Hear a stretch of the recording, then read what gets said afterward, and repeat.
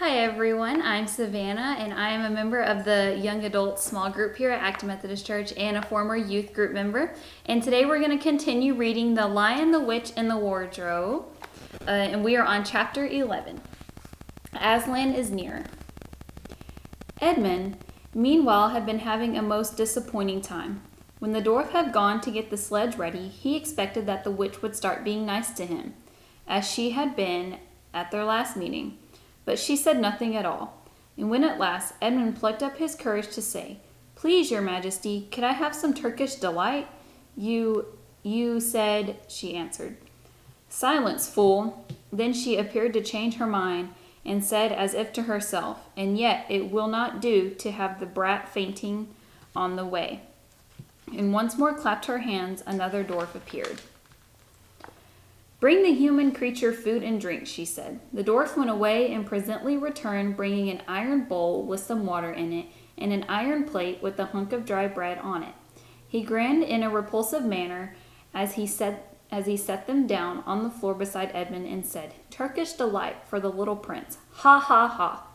"Take it away," said Edmund silkily. "I don't want dry bread." But the witch suddenly turned on him with such a terrible expression on her face that he apologized and began to nibble at the bread, though it was so stale he could hardly get it down. "You may be glad enough of it before you taste bread again," said the witch. While he was still chewing away, the first dwarf came back and announced that the sledge was ready. The White Witch, rose and went out, ordering Edmund to go with her. The snow was again falling as they came into the courtyard, but she took no notice of that and made Edmund sit behind her on the sledge. But before they drove off, she called Fenris Ulf, and he came bounding like an enormous dog to the side of the sledge. "Take with you the swiftest of your wolves and go at once to the house of the beavers," said the witch, "and kill whatever you find there. If they are already gone, then make all the speed to the stone table, but do not be seen. Wait for me there in hiding. I meanwhile must go miles to the west before I find a place where I can drive across the river. You may overtake these humans before they reach the stone table. You will know what to do if you find them." "I hear and obey, O queen," growled the wolf, and immediately he shot away into the snow and darkness as quickly as a horse can gallop. In a few minutes he had called another wolf and was with him down on the dam and sniffing at the beaver's house. But of course they found it empty, and would have been a dreadful thing for the beavers and the children if the night had remained fine, for the wolves would then have to be able to follow their trail, and 10 to 1 would have overtaken them before they had got to the cave. But now that the snow had begun again, the scent was cold, and even the footprints were covered up. Meanwhile, the dwarf whipped up the reindeer, and the witch and Edmund drove out. Under the archway and on and away into the darkness and the cold. This was a terrible journey for Edmund, who had no coat. Before they had been going a quarter of an hour, all the front of him was covered with snow. He soon stopped trying to shake it off because as quickly as he did that, a new lot gathered, and he was so tired. Soon he was wet to the skin, and oh, how miserable he was. It didn't look now as if the witch intended to make him a king. All the things he had said to make himself believe that she was good and kind and that her side was really the right side sounded to him silly now. He would have given anything to meet the others at this moment, even Peter. The only way to comfort himself now was to try to believe that the whole thing was a dream and that he might wake up at any moment. And as they went on, hour after hour, it did come to seem like a dream. This lasted longer than I could describe, even if I wrote pages and pages about it. But I will skip on to the time when the snow had stopped and the morning had come, and they were racing along in the daylight. And still they went on with no sound but the everlasting swish of the snow and the creaking of the reindeer's harness. And then at last the witch said, "What have we here? Stop!" And they did. How Edmund hoped she was going to say something about breakfast, but she had stopped for quite a different reason. A little way off of the foot of a tree sat a merry party, and a squirrel and his wife with their children, and 2 satyrs and a dwarf and an old dog fox, all on stools round a table. Edmund couldn't quite see what they were eating, but it smelled lovely, and there seemed to be decorations of holly, and he wasn't at all sure that he didn't see something like a plum pudding. At the moment when the sledge stopped, the fox, who was obviously the oldest person present, had just risen to its feet, holding a glass in its right paw as if it was going to say something. But when the whole party saw the sledge stopping and who was in it, all the gaiety went out to their faces.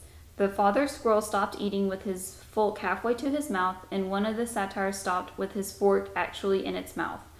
And the baby squirrel squealed with terror. "What is the meaning of this?" asked the witch queen. Nobody answered.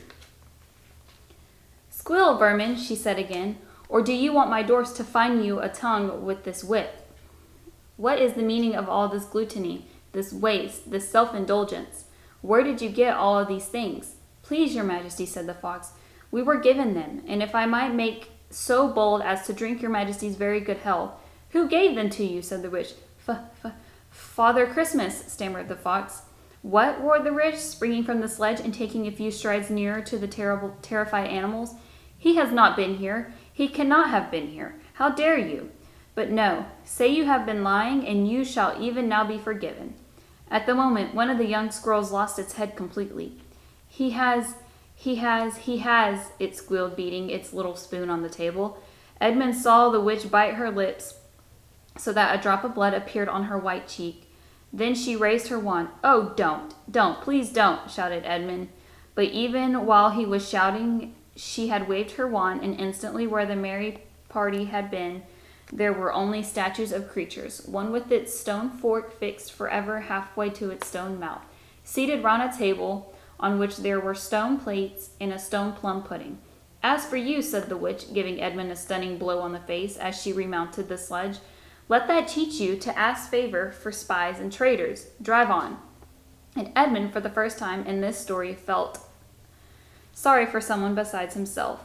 It seemed so pitiful to think of those little stone figures sitting there all the silent days and all the dark nights, year after year, till the moss grew on them, and at last even their faces crumbled away. Now they were steadily racing on again, and soon Edmund noticed that the snow which splashed against them as they rushed through it was much wetter than it had been all last night. At the same time, he noticed he was feeling much less cold. It was also becoming very foggy. In fact, every minute it grew both foggier and warmer, and the sledge was not running nearly as well as it had been running up till now. At first, he thought this was because the reindeer were tired, but soon he saw that couldn't be the real reason. The sledge jerked and skidded and kept on jolting as if it had stuck against stones, and however the dwarf whipped the poor reindeer, the sledge went slower and slower. There also seemed to be a curious noise all around them, but the noise of their driving and jolting and the dwarfs shouting at the reindeer prevented Edmund from hearing what it was, until suddenly the sledge stuck so fast that it couldn't go on at all. When that happened, there was a moment's silence, and in the silence Edmund could at last listen to the other noise properly, a strange, sweet, rustling chattel noise, and yet not so strange, for he knew he had heard it before, if only he could remember where. Then, all at once, he did remember. It was the noise of running water all around them. Throughout the sight, there were streams chattering, murmuring, bubbling, splashing, and even, in the distance, roaring. And his heart gave a great leap, though he hardly knew why, when he realized that the frost was over, and much nearer there was a drip, drip, drip from the branches of all the trees. And then, as he looked at one tree, he saw a great load of snow slide off of it. And for the first time since he had entered Narnia, he saw the dark green of a fir tree. But he hadn't had time to listen or watch any longer, for the witch said, "Don't sit staring, fool. Get out and help." And of course Edmund had to obey. He stepped out into the snow, but it was really only slush by now, and began helping the dwarf to get the sledge out of the muddy hole it had got into. They got it out in the end, and by being very cruel to the reindeer, the dwarf managed to get it on the move again, and they drove a little farther. And now the snow was really melting in earnest, and patches of green grass were beginning to appear in every direction. Unless you have looked at a world of snow as long as Edmund had been looking at it, you will hardly be able to imagine what a relief those green patches were after the endless white. Then sledge stopped again. It's no good, your majesty, said the dwarf. We can't sledge in this thaw. Then we must walk, said the witch. We shall never overtake them walking, growled the dwarf. Not with the start they've got. Are you with my counselor or my slave? Said the witch. Do as you're told. Tie the hands of the human creature behind it, and keep hold of the end of the rope, and take your whip in the cut of the harness of the reindeer. They'll find their own way home. The dwarf obeyed, and in a few minutes Edmund found himself being forced to walk as fast as he could with his hands tied behind him. He kept on slipping in the slush and mud and wet grass, and every time he slipped, the dwarf gave in and cursed, and sometimes a flick with the witch. The witch walked behind the dwarf and kept saying, "Faster, faster!" Every moment the patches of green grew bigger and the patches of snow grew smaller. Every moment more and more of the trees shook off their robes of snow. Soon, wherever you looked, instead of white shapes, you saw the dark green of firs and the black prickly branches of bare oaks and beeches and elms. Then the mist turned from white to gold and presently cleared away altogether. Shafts of delicious sunlight struck down onto the forest floor, and overhead you could see a blue sky between the tree tops. Soon there were more wonderful things coming. Suddenly round a corner into a glade of silver birch trees, Edmund saw the ground covered in all directions with little yellow flowers. Candelions? The noise of water grew louder. Presently they actually crossed a stream. Beyond it they found snowdrops growing. "Mind your own business," said the dwarf when he saw that Edmund had turned his head to look at them, and he gave the rope a vicious jerk. Of course this didn't prevent Edmund from seeing. Only 5 minutes later he noticed a dozen caucuses growing round the foot of an old tree, gold and purple and white. Then came a sound even more delicious than the sound of the water. Close behind the path they were following a bird suddenly chirped from the branch of a tree.